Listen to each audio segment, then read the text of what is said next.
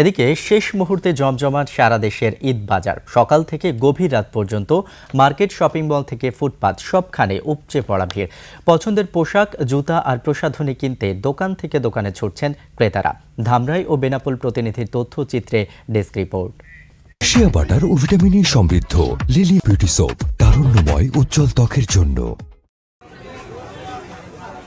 দেশের বিভিন্ন স্থানে জমজমাট ঈদ বাজার। পছন্দের পোশাক কিনতে ক্রেতাদের এই ভিড়।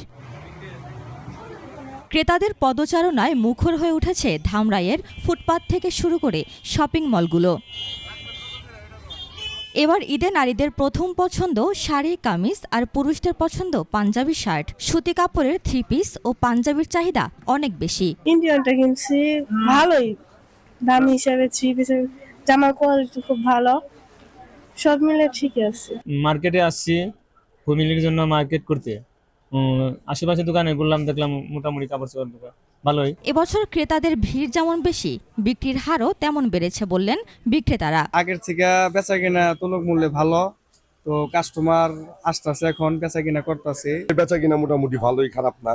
কাস্টমারের পারফরমেন্সও ভালো, কারণ আমাদের প্রোডাক্ট ভালো, আমরা রিজনেবল প্রাইসে সবসময় বেচি। ছিনতাই ও অপ্রীতিকর ঘটনা রোধে বিশেষ নজরদারি ও টহল জোরদার করছে পুলিশ। মার্কেটে বেচাকেনা হচ্ছে, এখানে যদি কোনো চুরি, ছিনতাই বা অপ্রীতিকর ঘটনা না ঘটে সেজন্য আমরা 3টে এলাকায়, যেমন ইসলামপুর এলাকায়, ধামরাই বাজার এলাকায় এবং কালামপুর বাজার এলাকায় আমাদের 3টি অতিরিক্ত পার্টি, একজন অফিসারের নেতৃত্বে 4-5 জন ফোর্স এখানে টিম কাজ করছে। ঈদের আমেজ ছড়িয়ে পড়েছে যশোরের দোকানপাটগুলোতেও। বিশেষ করে বেনাপোল, নাভারণ ও বাগআচড়া বাজারে বাড়ছে ক্রেতাদের উপস্থিতি।